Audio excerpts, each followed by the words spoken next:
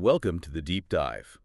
Today, you've steered us towards the ever-intriguing world of camera rumors, specifically the buzz around the potential Canon EOS R6 Mark III. hmm You shared a fantastic collection of information, to really insightful YouTube deep dives from ordinary filmmaker and Bytable, plus, the constant flow of speculation from Canon rumors, and a helpful nudge to remember to credit them. Right. Always good to give credit where it's due. Exactly. So our mission today is to kind of cut through the noise, pinpoint the most likely developments, highlight the features that could really excite you, and identify any areas where the information seems a little hazy, maybe. Makes sense. Think of this as your express lane to understanding what might be coming without getting totally lost in the forums.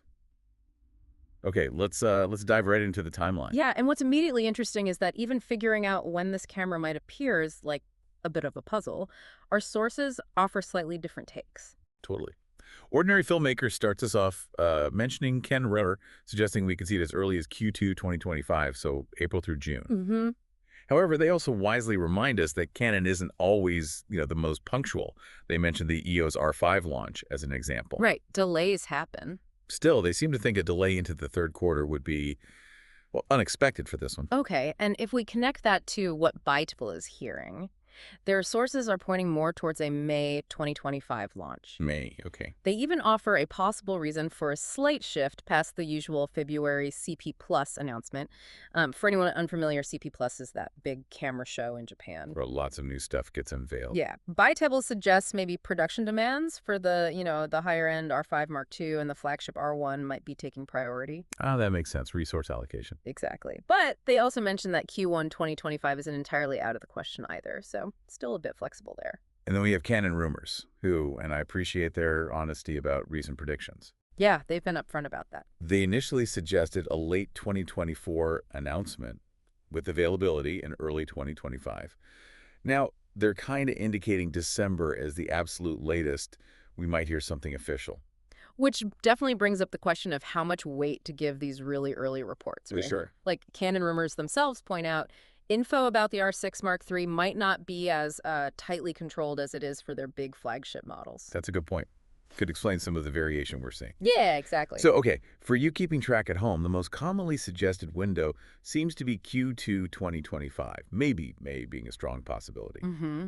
But considering past Canon releases and, the varying levels of confidence in these predictions, it's probably best to remain cautiously optimistic. Sounds about right. Cautiously optimistic. Okay, now let's move on to a core element of any camera, the sensor. Right. And here, well, we find a much stronger consensus among our sources. It's pretty interesting. Oh, really? What are they saying? Ordinary Filmmaker, Bytable, and Canon Rumors all strongly suggest a 24-megapixel sensor. And crucially, they link it to the stack sensor tech found in the Canon EOS R3. Okay, 24 megapixels. Ordinary Filmmaker even acknowledges that some photographers might be a little, underwhelmed by that, especially with high resolutions popping up everywhere. Yeah, that's a fair point some might raise. But they make a key point, reminding us that this is the same resolution used in the pro-grade R3 and even the flagship R1. So it suggests a deliberate choice by Canon, doesn't it? It really does. And what makes this stack sensor particularly exciting isn't just the faster readout speed, which, we'll get to later for video and the e-shutter, but also the potential for improved low-light performance and dynamic range because of its architecture. This design allows for quicker data processing right on the sensor. Ah, I see. Bytable does a great job highlighting these potential benefits, suggesting it could offer a really nice balance, between resolution and speed, delivering those sharp, vibrant images. And that faster readout speed you both mentioned, could you elaborate just a bit on why that's such a big deal? Absolutely. Yeah. A faster readout speed basically minimizes that annoying rolling shutter effect. So Jello effect. Exactly. Where things get distorted if they move fast or you pan quickly during video. It also allows for much faster electronic shutter speeds. Which is key for freezing fast action in bright light without overexposing, and also for hitting those really impressive continuous shooting rates we'll probably talk about later. Okay, gotcha. So likely a 24MP sensor with this advanced stack technology. Right. Now let's talk about what's driving all this, the processor. This is where things get a little less clear-cut. Right? That's right. Yeah, this is where the sources diverge a bit. Bytable is quite enthusiastic about the possibility of a digic accelerator processor. Okay. They think this faster chip could significantly boost the camera's performance, like across the board, autofocus, image processing, video recording, letting it handle tougher tasks more efficiently. An ordinary filmmaker echoes that optimism, right? Pointing to the digic accelerator being in the R5 Mark II and R1 and how it helps with those AI autofocus features. Yep, they definitely anticipate it being a key part of the R6 Mark III too. However, we need to factor in Canon rumors. What are they saying? Well, they explicitly state improved Digic X, but no DJIC accelerator. Oh, that's a pretty big difference. It really is. The presence or absence of that Digic accelerator could have a real, tangible impact on the camera's processing power. Affecting things like autofocus speed and maybe how sophisticated the video processing is. Exactly. So for everyone listening, this is definitely a key detail to watch for as more info hopefully leaks out. Right. Okay, let's move on to something where there seems to be more agreement image stabilization. IBIS. Yes, much more alignment here, thankfully. Both Ordinary Filmmaker and Bytable are suggesting a potential 8.5 stop collaborative image stabilization system. 8.5 stops. Wow. Yeah, and Ordinary Filmmaker even suggests it'll likely use similar parts to the recently announced R5 Mark II. Makes sense. And Bytable really hammers home what a big benefit this would be for handheld shooting, especially in dim light, right? Oh, absolutely. That level of stabilization can genuinely be a game changer, getting sharp shots, smoother video, without needing a tripod all the time. In Canon Rumors, what's their take? They're a bit more general, just mentioning improved IBIS performance. Okay. So while the exact number of stops might still be, up for debate, it feels like a pretty safe bet we'll see a noticeable upgrade in the IBIS on the R6 Mark III. Definitely good news for those of us who like to travel light. Now, let's talk about how this camera will actually lock onto our subject, the autofocus system. Right.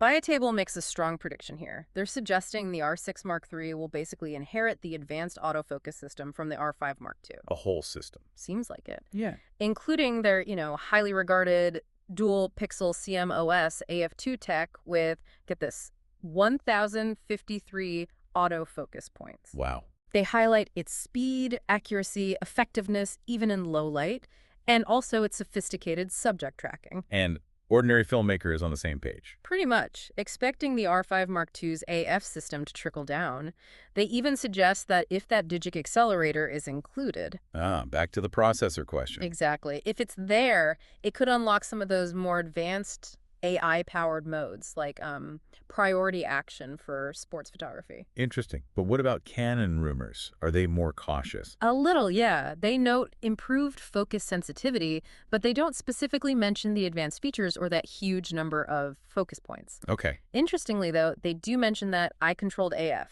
where you look through the viewfinder to select the focus point. Yeah, that cool feature from the R3. You're right. They don't expect that in the R6 Mark III, similar to how it wasn't in the R5. So the likely takeaway for listeners is a big jump in autofocus performance, potentially matching the R5 Mark II's impressive system. Seems likely. But whether it gets all the AI bells and whistles might depend on that processor, and no eye-controlled AF, probably. Yeah, that seems to be a common strategy, right? Differentiating models by selectively including certain high-end features, even if the core tech is similar. Makes perfect sense from a product lineup perspective. Now, for those who love shooting fast action, let's talk continuous shooting speeds. Okay, yeah. Bytable is reporting some really impressive potential here. 14-bit raw continuous shooting at 30 frames per second using the electronic shutter. 30 FPS raw, that's fast. Very fast. And they emphasize that the fast sensor readout speed, around 11/80th of a second, should help minimize rolling shutter, which is crucial for capturing fast stuff without weird distortions. And Ordinary Filmmaker confirms that 30 pp's electronic shutter speed too. Yep, they do. And while acknowledging how impressive it sounds, they raise a really important practical point buffer capacity. Ah, yes. How long can it keep shooting that fast? Exactly. Even with a 24-megapixel sensor, shooting raw continuously at 30 FPS generates a ton of data very, very quickly. That's the critical follow-up, isn't it? How long can it sustain that burst? Right. Ordinary Filmmaker rightly points out that while short bursts are okay for some things, being able to capture longer sequences is a huge advantage for sports and wildlife folks. Definitely. Now, interestingly, Canon Rumors doesn't mention specific stills FPS numbers. No, they're quiet on that specific figure, Right. but they do confirm the presence of both a mechanical and an electronic shutter. Okay. So while that 35p's electronic shutter seems plausible based on the YouTube sources, Canon Rumors isn't backing it up just yet. Could mean those figures are still under wraps, or maybe Canon Rumors hasn't gotten reliable info on that specific part yet. Could be either. It's another area where we'll just have to wait and see for more details. Absolutely. Okay, let's shift gears to video, an area where the R6 series has, consistently impressed. And it really sounds like the R6 Mark III is aiming to push its video capabilities even further. Ordinary Filmmaker details some genuinely pro-level specs. Like what? Like including XFAVC and XFHEVC codecs, that's the same cinema labeling we see on the R5 Mark II. It really suggests a strong focus on video quality and professional workflows. Okay, professional codecs. Nice. They also mention potential for 4K recording up to a super smooth 120 frames per second in both UHD and DCI formats, plus 6K recording up to 30 fps and 4K up to 60 fps using Super 35 Cinema Raw Lite. 6K raw. Wow. Yeah, and they even touch on oversampled 4K, likely coming from that 6K footage. Ordinary Filmmaker explicitly positions these features as being highly competitive with rivals like the Nikon Z6 Mark II. And by table largely confirms this. Yep, backs up those advanced formats and high resolutions. They emphasize the creative flexibility 6K gives you in post like reframing or stabilizing without losing much detail. They also specifically mention C4K 120p in Super 35 mode. Okay, so high frame rates, high resolution. What about Canon Rumors on video? They add their confirmation, specifically mentioning 4K 120p and even Full HD 240p for those ultra slow motion shots. 240p and full HD. Okay. So for all the videographers listening, the R6 Mark III is really shaping up to be a seriously powerful tool. A wide array of high-res and high frame rate options. It could definitely rival or maybe even beat some competitors. And getting those pro codecs is a big deal for editing workflow, too. Absolutely. It just highlights how blurred the lines are getting between stills cameras and pro video cameras these days, doesn't it? It really does. Yeah. Now, moving beyond the core specs, what other interesting little features are being rumored? Any nice-to-haves? Yeah, a few things. Ordinary Filmmaker anticipates pre-capture mode super useful for unpredictable action like sports or wildlife. Oh, yeah, that's a lifesaver sometimes. Definitely. They also expect CF Express Type B card slots, but probably just a single slot like the R5 Mark II.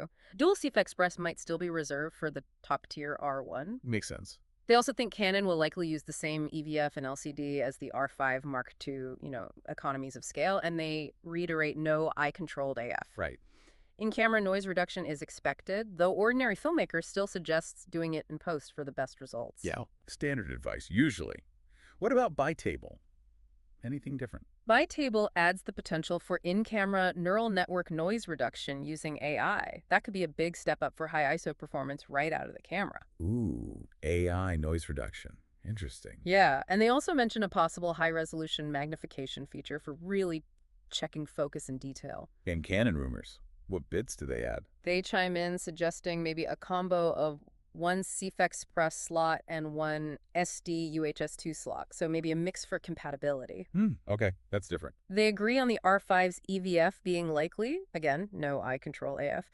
They suggest a slightly heavier body, probably not noticeable, and confirm the same 3.0 LCD size, but no mention of resolution. Gotcha. So it looks like a compelling mix of advanced features, faster cards, potentially some cool AI stuff like noise reduction. Right.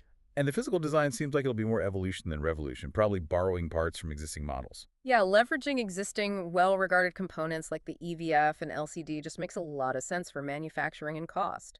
Okay, finally, the big question. The one on everyone's mind, what might all this shiny new tech actually cost? Let's dip our toes into pricing and market context. Right.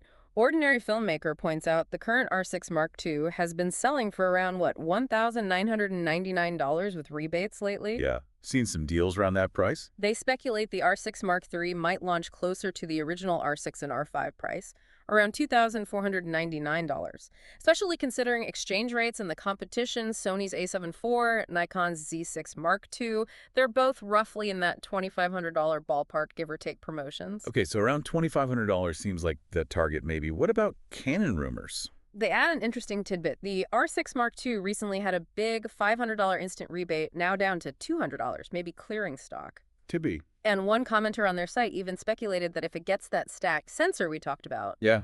we could see a price point maybe in the $2,799 to $2,999 range. Oof, that's a jump. Nearly 3 grand. So certainly a wider range to consider. I mean, a stack sensor usually means a higher price tag, so it wouldn't be totally shocking. But like ordinary filmmaker rightly notes, Canon needs to position this carefully against Sony and Nikon, who have really strong offerings in this space already. So the expectation for listeners should probably be somewhere around $2,500, Yeah. but maybe creeping up depending on the final feature set, especially that sensor. Yeah, I think that's fair. The final cost will really depend on exactly what Canon includes and how they position it against their own lineup and the competition. It's always that delicate balancing act, isn't it? It really is. Providing enough new stuff to justify an upgrade and maybe a higher price, Yeah. but keeping it competitive. Exactly. All right, let's bring this deep dive toward a close with a quick recap of the key takeaways. Based on everything we've sifted through from these sources, the Canon EOS R6 Mark III is shaping up to be, well, a very exciting camera. Seems that way. We're likely looking at that 24-megapixel stacked sensor from the R3, promising some real performance boost. Notable improvements in both autofocus and image stabilization seem pretty likely. And those rumored video capabilities, 4K 120p, 6K recording, they sound seriously impressive. Definitely strong on the video front. The biggest remaining question mark, though, seems to be around that Digic accelerator processor, with our sources giving conflicting signals there. Right. That's the main point of contention right now. And for you, our listener, who appreciates getting up to speed quickly but thoroughly, this deep dive hopefully gives a solid overview of the current R6 Mark III rumors. Yeah, the areas where sources agree, like the sensor tech, the video features, those are probably the most confident predictions right now. And the disagreements, like the processor. Those just highlight the ongoing speculation and the things we'll be watching closely as more info hopefully emerges. Okay, finally, here's a thought to leave you with. Considering this rapid pace of camera tech and the sometimes conflicting details we've discussed, how do you personally weigh these rumored specs against what you actually need for your shooting and, the lifespan of your current gear? That's a really good question. The upgrade cycle temptation. Totally. And what single rumored feature, if it actually happens, would be the biggest upgrade or game changer for your specific photography or videography? Something to mull over. Definitely fruit for thought. All right, that's something to consider until our next deep dive. Thanks for tuning in.